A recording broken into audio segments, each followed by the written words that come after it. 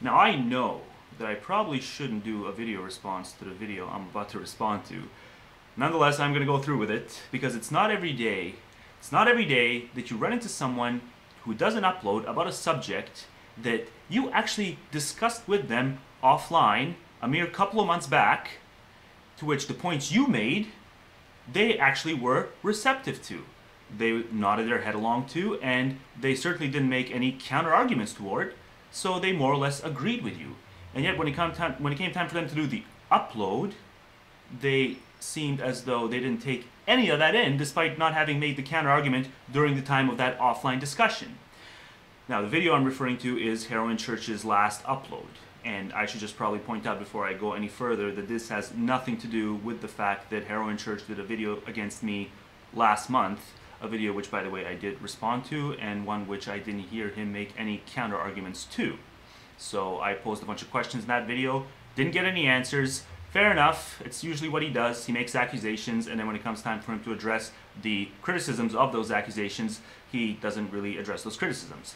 I didn't really expect him to, so whatever. So note that I would be uploading this video right now, even if that attack video hadn't happened. This is a completely new ordeal. It has nothing to do with that thing from last month, and I'm doing it because I just saw the video and I just could not believe.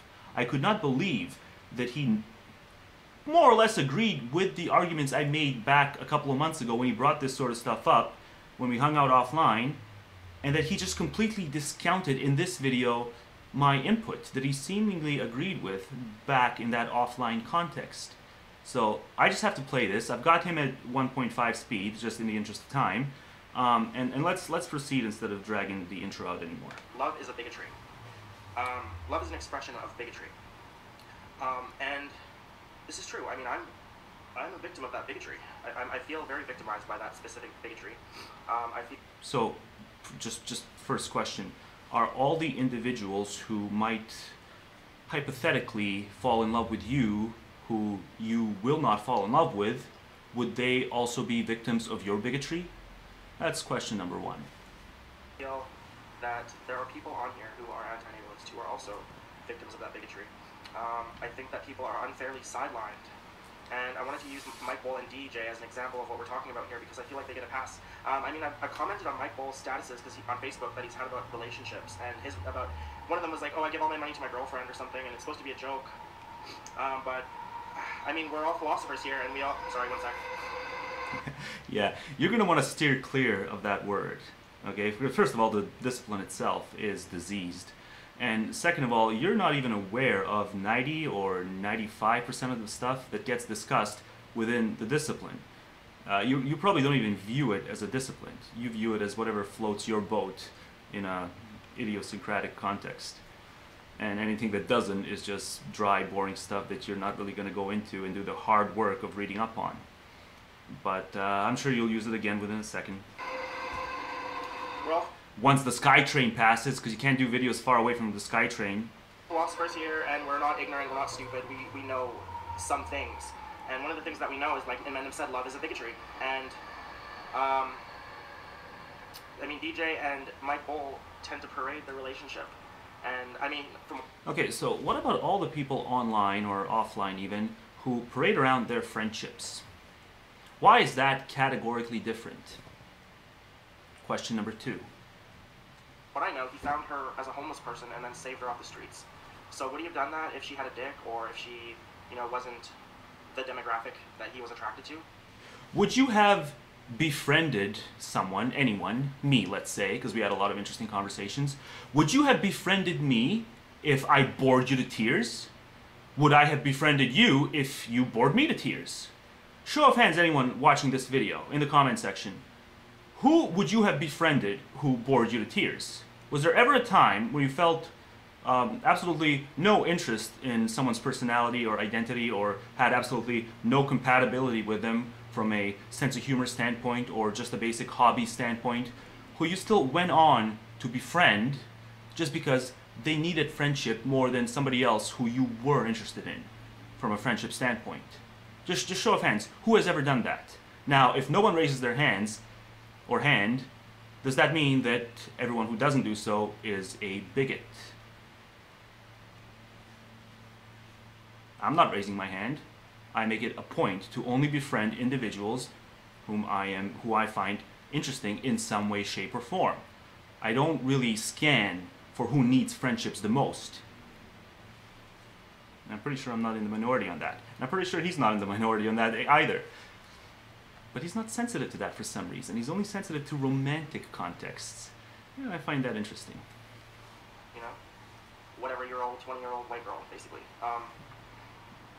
And yeah. As opposed to somebody you would not befriend who simply has absolutely nothing worthwhile to bring to any conversation.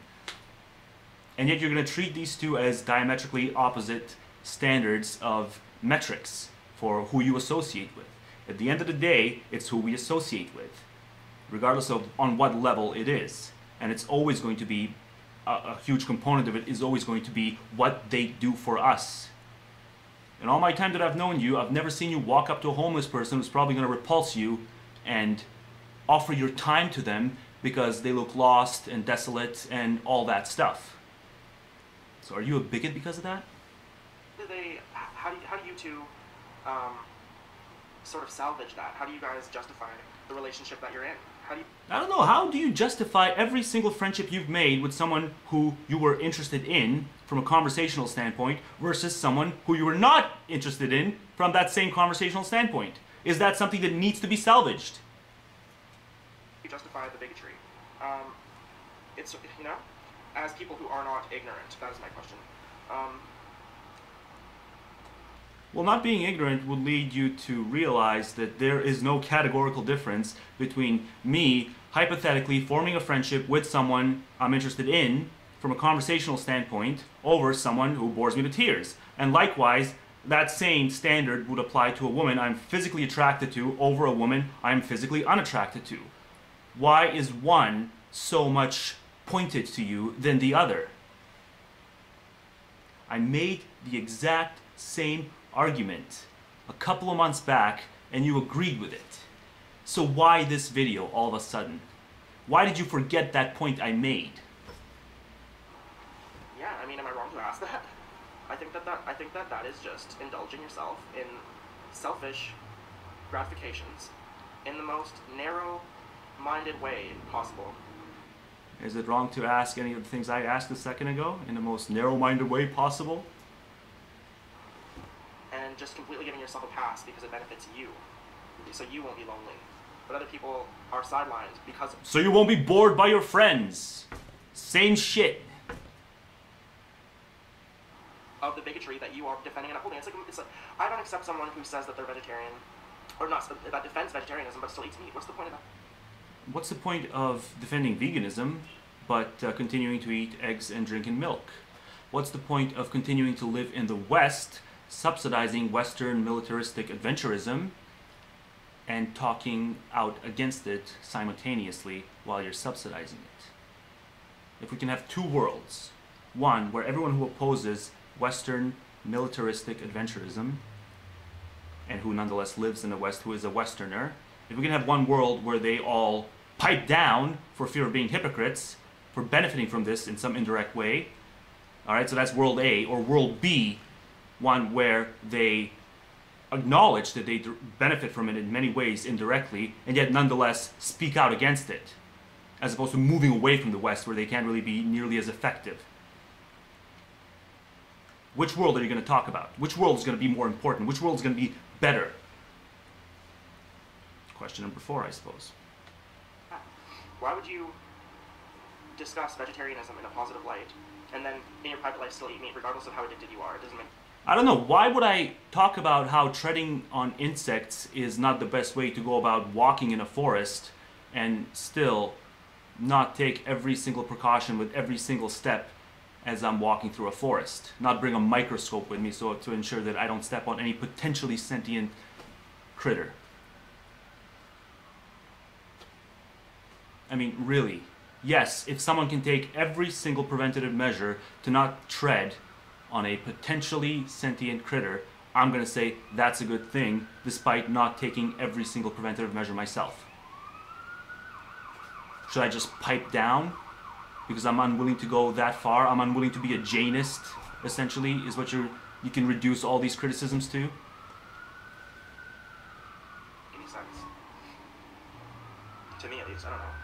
some people on here think that you can make an argument and just be a complete hypocrite in your personal life, and that's all good. And not Because the internet is not a place where you come to be a moral agent. The internet is a place you come to be a moral theorist, right? And you're not even doing either of those. You're coming on here to be a moral patient, from what I'm gathering of your videos as of late. Like, you want to be an activist? Be an activist. You want to do theory? Do theory. But don't try to intermingle the two, because you're just going to come up ruining both endeavors. you don't have to be called out on it or anything. It strikes me as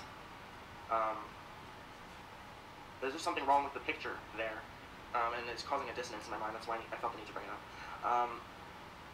Yeah, you're just going to disempower people who cannot go the extra mile, who can't get that super erogation level of moral fulfillment, because they're likely going to experience moral fatigue or something else that's going to ruin them beyond what they would have otherwise done had they not tried to do even as much as they did, right?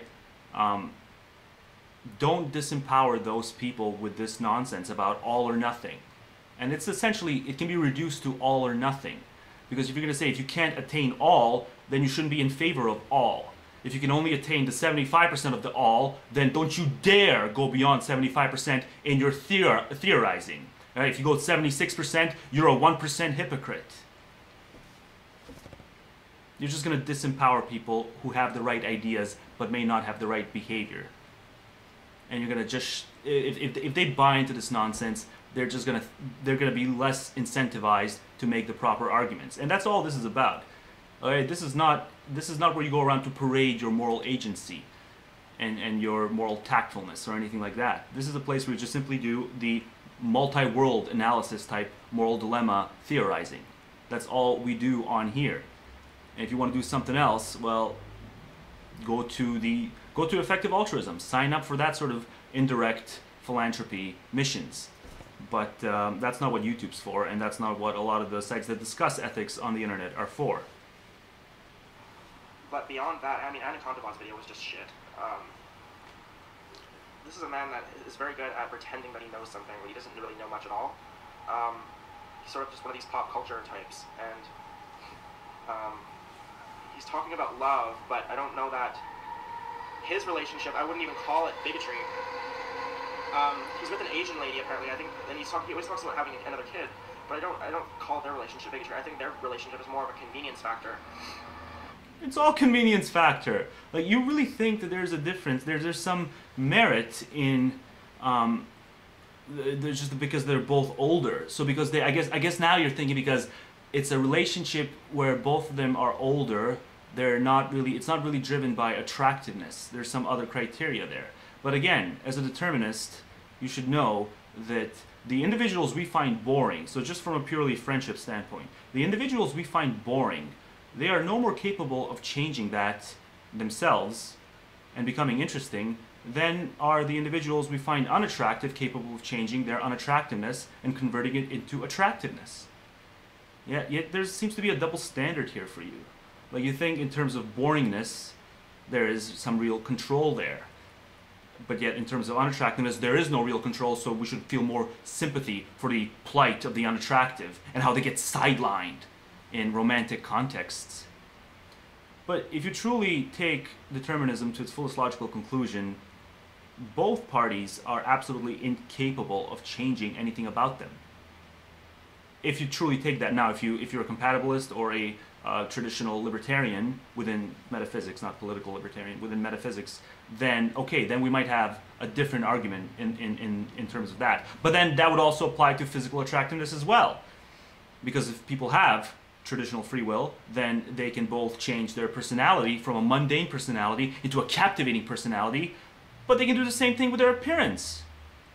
They can go to the gym, they can get plastic surgery, they can do all sorts of things to make themselves more physically desirable. So on both ends of the spectrum, there's no room here for a categorical distinction, and you're drawing a categorical distinction. You're saying the denial of the physically unattractive subject is a bigotry, but the denial of the personally boring subject is something else. And we all engage in that denial. We all are unwilling to befriend people who do nothing for us from a personal interest standpoint. So I'd just like to hear your rationale for why that double standard exists and why you think it's justifiable. Because they're older, right? Like, he's an older guy, and he's sort of just doing what he thinks he should be doing, I think, and he's trying to talk about this word love like it's some kind of redemptive force in the world, like it's actually accomplishing something good and productive. It never has. Human love, especially in the romantic context, is all... It can be symbiotic. Are you a teleological egalitarian? You're talking like you are.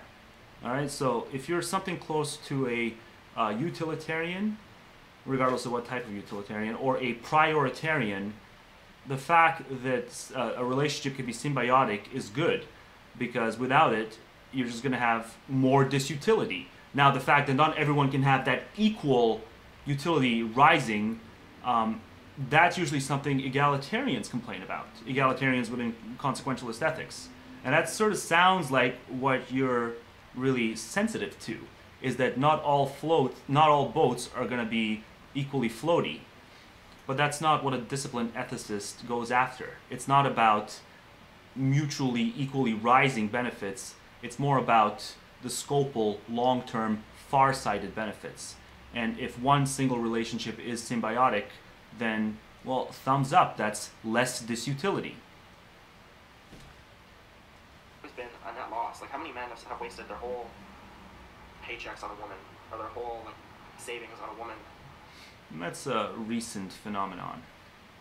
Or pursuing sex and romance and all this shit, just to have nothing afterwards, and just moving in Well, when you say to have nothing afterwards, that's a different subject, because now we get into divorce laws and how preposterous they are, and well, I don't want to turn this video into a long-winded rant about that. No noble direction. So to sell these lies to people and to... The lie of friendship. Friendship is a lie because some people get excluded from friendship. Because some people are more boring than others. Or because some people are genuinely interesting but the society itself is boring, so they can't make as many friends as they'd like. Right, whichever way you look at it, you cannot disqualify one field from the other. And you want to be sensitive to this other field. And it makes no sense. Apply that either fully or nowhere at all. Try to make it seem like there's some kind of unicorn to chase that isn't completely corrupt and tainted all the way down, and then to act like we don't have to talk about that elephant in the room is an embarrassment, and it makes me sick. I mean, I'm sure other people just overlook some of this shit, but it makes me disgusted. Yeah, it only makes you disgusted is because you're not getting any. Barbie.